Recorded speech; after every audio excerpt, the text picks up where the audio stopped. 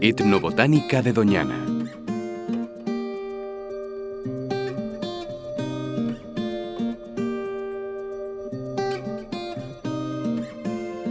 El territorio donde se asienta Doñana es un espacio bajo la influencia del clima mediterráneo subhúmedo con veranos secos, cálidos y soleados, e inviernos suaves debido a la cercanía del mar.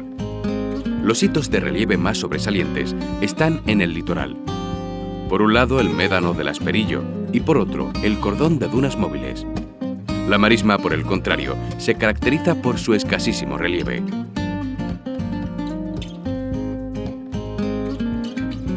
Doñana se encuentra en la frontera entre distintos mundos, Europa y África, Océano Atlántico y Mar Mediterráneo. Esto ha generado una variedad de hábitats con una biodiversidad elevada, donde las formaciones vegetales juegan un papel fundamental. En este territorio, las plantas han aportado a sus gentes comida y bebida, así como los recursos necesarios para conservar o mantener los alimentos perecederos. El consumo de plantas o partes de estas de forma directa probablemente sea la manera más inmediata de obtener recursos en la naturaleza. Podemos distinguir dos grupos de alimentos. Por un lado, los frutos y por otro, las hojas frescas para consumir en ensalada, a los que se puede unir un tercer grupo, que se comía cuando el hambre apretaba.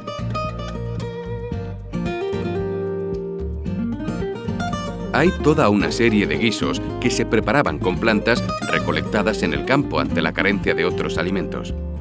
Con las bolitas del ajo porro se preparaba sopa de ajo y los potajes o cocidos se beneficiaban del aporte de verduras silvestres como acelgas, verdolagas o acelguillas, las cuales también se podían preparar en tortillas o revueltos. Los espárragos son sin duda la más popular de las plantas consumidas, aunque las vinagreras o espinacas son muy apreciadas también en Doñana. Por su parte, las criadillas constituyen un manjar de la cocina popular manriqueña.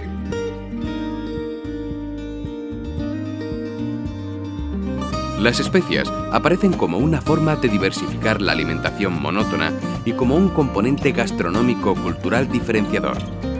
Poseen sustancias que favorecen la conservación del alimento y realzan el olor, sabor y color. El condimento esencial en la comida de la zona es el aceite de oliva, encontrándose al mismo nivel de importancia el ajo, aunque también el tomillo es imprescindible en la cocina de Doñana. El café era un bien escaso en periodos como la posguerra. Ante su escasez, se recurrió a otras plantas como la malta o cebada tostada y la achicoria o almirón. Lo que fuera un sucedáneo del café se comercializa hoy como producto dietético sin cafeína.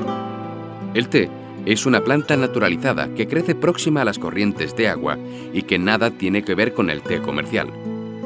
También se tomaban infusiones de otras plantas, la mayoría con uso medicinal. En cuanto a bebidas alcohólicas, la ginebra se elaboraba destilando cebada u otros cereales y se aromatiza con frutos de enebro. Para calmar la sed, se cortaba el corazón de una penca, se pelaba y se comía.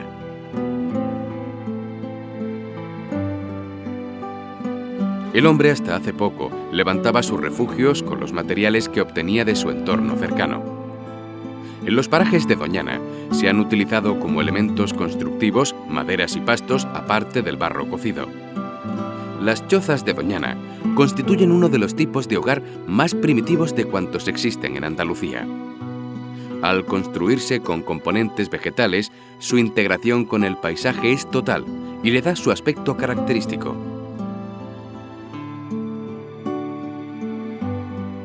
Al techar el armazón de una choza se le denomina cobijar. El material utilizado varía según en la zona de Doñana, en función de qué plantas estén más disponibles. La castañuela era el tipo de broza más frecuente. La siega de la castañuela se realiza desde finales de agosto hasta mediados de septiembre. El brezo se usaba sobre todo para cobijar las albercas de las cuadras, para cercados y sombrajos. En Matalascañas, los choceros comenzaban a segar para la Feria de Sevilla.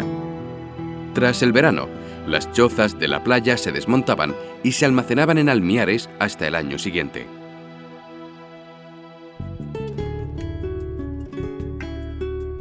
La choza de Doñana tiene planta rectangular y techo a 2 aguas. La estructura es constante con un armazón de madera y un techado de paja, en la que se puede distinguir una parte inferior a modo de paredes, que es la alberca. Las maderas utilizadas antiguamente para la estructura eran la de Sabina y la de enebro. Hoy en día se han sustituido primero por el pino y después por el calisto. Las cuadras se diferencian de las chozas porque sus albercas son de mayor altura y van recubiertas de brezo. En la fabricación de los muebles se han utilizado materiales vegetales del entorno como maderas de pino, álamo negro, almendro, naranjo y limonero.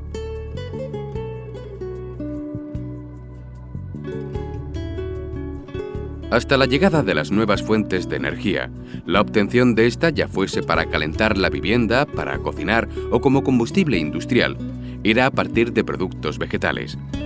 El carboneo es la obtención de carbón vegetal a partir de la escamonda y tala de los árboles del monte. El cisco se reservaba para la copa, que se disponía en una sarteneja sobre una tarima de madera bajo la mesa camilla. Las piñas secas se utilizaron como combustible para barcos y panaderías.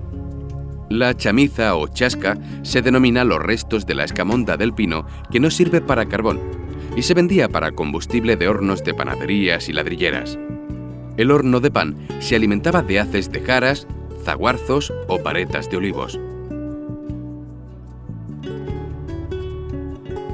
Las plantas han sido durante mucho tiempo el único remedio que ha dispuesto el hombre para curar sus trastornos, males y dolencias. Muchos principios activos curativos que se extraen de estas plantas medicinales siguen siendo la materia prima de los fármacos. Por lo tanto, sigue siendo fundamental el conocimiento de las propiedades de las plantas, aunque siempre debe ser un médico quien determine cuál debe ser el tratamiento adecuado.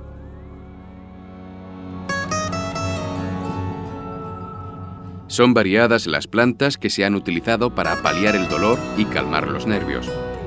Para los dolores de barriga existían muchos remedios, la mayoría basados en tisanas, y para los empachos un emplasto de rúa con beleño. Cuando un brazo o una pierna tenía una inflamación, se rebajaba aplicando malva cocida sobre un paño o friegas con alcohol de romero. Si se había llegado a producir la rotura del hueso, se ponía retama machacada. Cuando se sufría un esguince, se refregaba pita, se aplicaba té con vinagre o romero cocido con vino y sal. Y lo que era mano de santo, el tomonte, una mezcla de distintas plantas. En cuanto a las muelas, algunos remedios buscaban calmar el dolor, aunque la mayoría perseguían deshacerse de la pieza dentaria problemática. Al pino maulero se le llama también tilero o tila por muchas personas, y era usado como relajante. Otro relajante común era la llamada agua de azahar, conocida también como agua del Carmen. Para sosegarse, se toma infusiones de manzanilla, poleo o almoradú.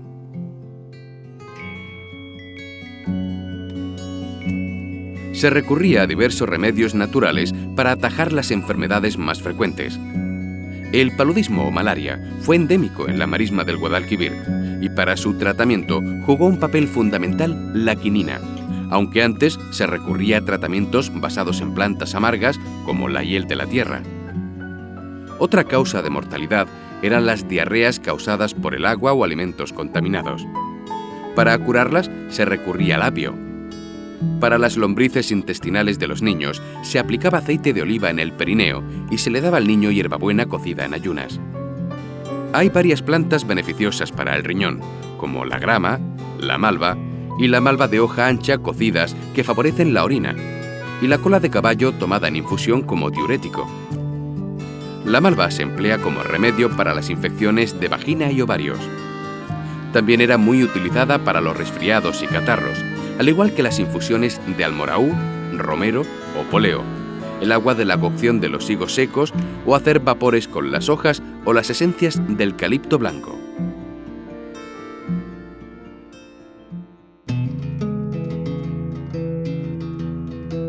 Debido a las duras condiciones de vida a las que se veían sometidos los habitantes del medio rural y forestal, eran muy frecuentes las afecciones de la piel. Para su remedio, se recurría a diferentes plantas. Cuando se estaba faenando en el campo y se producían cortes o heridas, se utilizaban distintas plantas, entre ellas el culantrillo de pozo, la lenguabuey, la malera real o el acibutre. Para las quemaduras el remedio era untar aceite de oliva. Para cuidar la piel, las mujeres elaboraban el enguantillo de pozo, mezcla de aceite y agua a la que se podía añadir jugo de limón. Para evitar las picaduras de insectos y otros animales, se acudía a plantas cuyo olor repeliese a los insectos, mientras que una vez producida la picadura, se utilizaban otras que aliviasen la picazón o el dolor.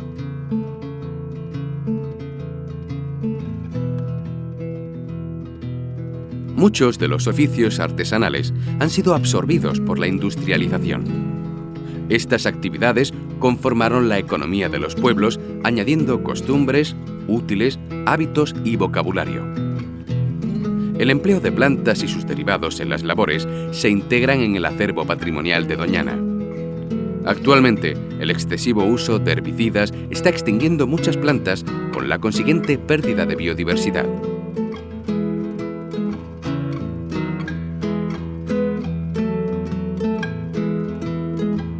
Antes de la aparición de los plásticos, los habitantes de Doñana recurrían a la madera y fibras vegetales para fabricar aquellos utensilios necesarios para sus labores.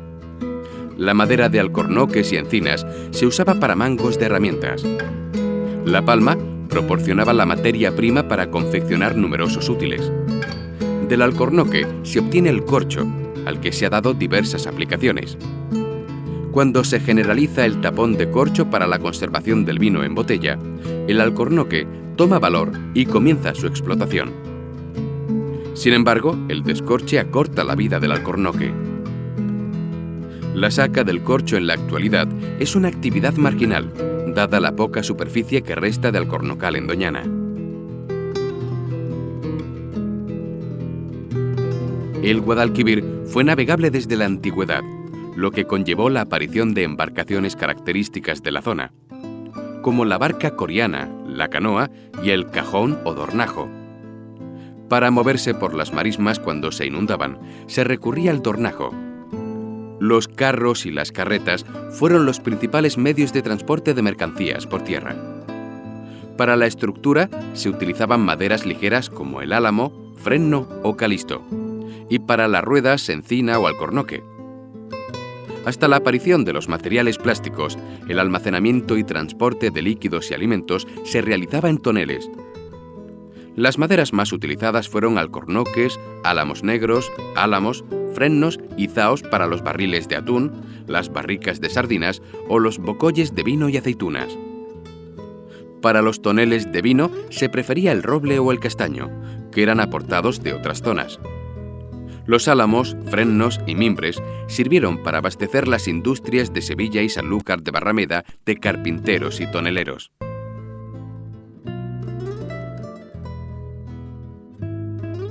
Las marismas y montes de Doñana se han aprovechado desde tiempos antiguos para la cría de ganado.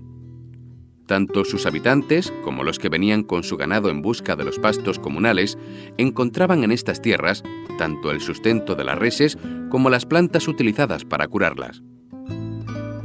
En general, las plantas más apreciadas eran el canutillo, la cerraja, el chimirigatito, la lechuguilla, el vinagrillo, la hierba punta y el pan y quesito.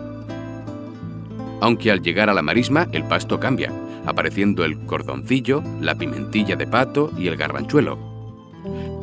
Entre las plantas medicinales, la de mayor uso era la torbisca, que servía para ayudar a echar las pares tras el parto. También eran frecuentes en los animales las mataduras, heridas e hinchazones, para los que se recurría a la távira, el azuzón o la rúa. La apicultura consiste en la cría de abejas para la obtención de miel, jalea real, polen y cera. Para ello se utilizaban colmenas hechas con corcho que se reunían en corrales.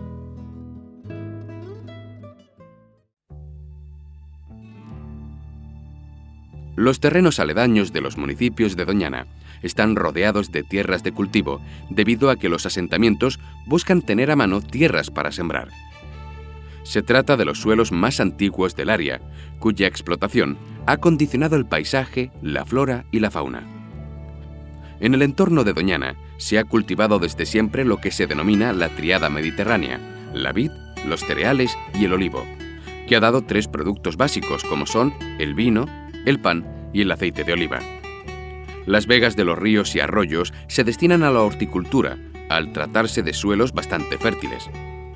Cuando se plantaban frutas y verduras, se le llamaba huertos; si son sandías y melones, matos. Gran parte de la transformación de la marisma fue para destinarla al cultivo, principalmente del arroz.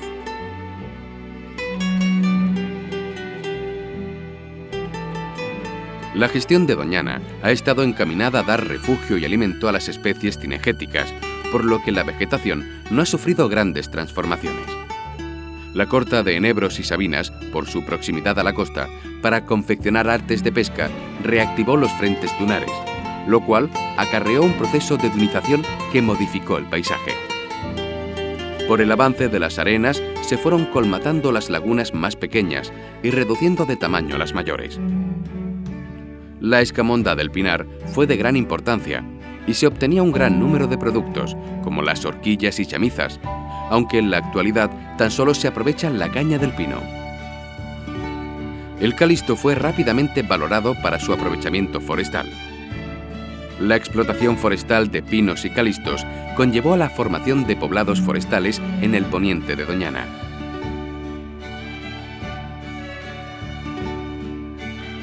La actividad cinegética siempre ha sido uno de los principales usos del territorio en Doñana, dando lugar a manejos de la vegetación que favoreciesen la abundancia de piezas de caza. Por ejemplo, se dejaba en el campo los piñones para alimento de los cochinos jabalíes y se prohibió la tala de encinas y alcornoques, las quemas y el acceso del ganado durante diferentes épocas. Incluso se favoreció las manchas de carrizo sinea para atraer a los tordos y con ello vender su caza. La pesca ha tenido una gran presencia tanto en el mar, la marisma, el Guadalquivir o los demás cursos fluviales. También para su práctica se ha recurrido a diversidad de recursos vegetales.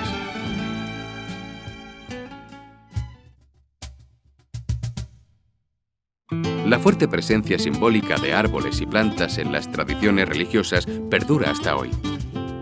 Dentro del entorno de Doñana, encontramos este carácter religioso en el árbol donde se halló a la Virgen del Rocío, cuya reliquia se conserva bajo su camarín.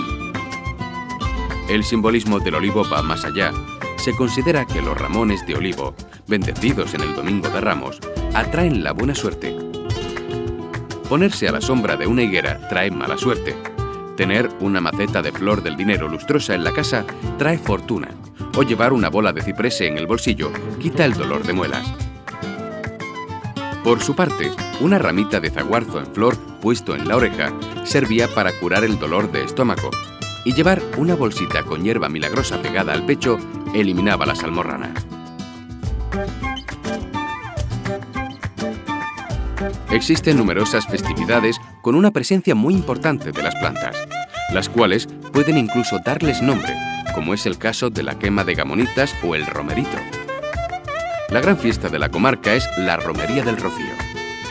El romero tiene una importante presencia en esta festividad, coronando las varas de los peregrinos o adornando gorros y moños. Es común llevar en las carretas de los impecados frutos del campo. En otras celebraciones religiosas también tiene presencia el mundo vegetal. Tal es el caso del Corpus, donde se engalanan las calles con romeros, juncias, neas y calistos. No debemos tampoco olvidar las ramas de olivos que se bendicen en el Domingo de Ramos y con las que se procesiona para luego colgarlas en las rejas de ventanas y balcones.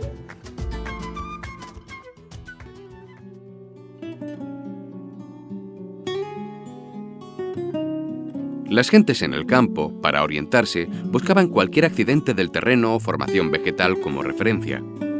Por ello, árboles, manchas y matas recibían nombres que los identificaban. Uno de los hitos vegetales más famosos son las pajareras, alcornoques en la vera de la marisma que albergan colonias de cría de cigüeñas, espátulas y garzas. A veces el reconocimiento del hito venía por una particularidad morfológica o porque bajo su sombra sucedió un acontecimiento importante. Los topónimos son los nombres propios de un lugar y pueden ser una fuente de datos de gran interés. Con referencias a las plantas, encontramos un gran número de hitos geomorfológicos, caminos, edificaciones e incluso poblaciones.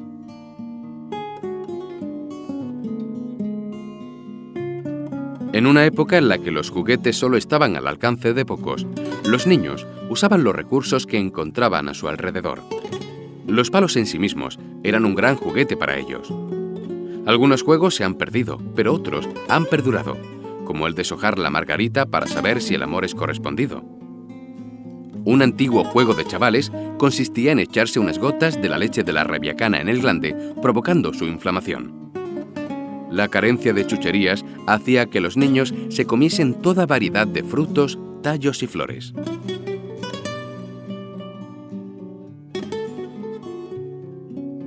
Existen expresiones populares en forma de dichos, refranes o canciones que están relacionados con la morfología, la ecología o los usos de las plantas.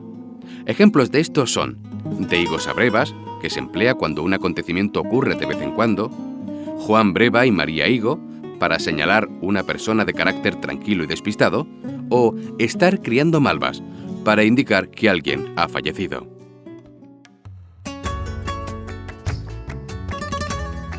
Doñana es un territorio en el que la presencia humana ha interaccionado con el medio, modelando el ecosistema.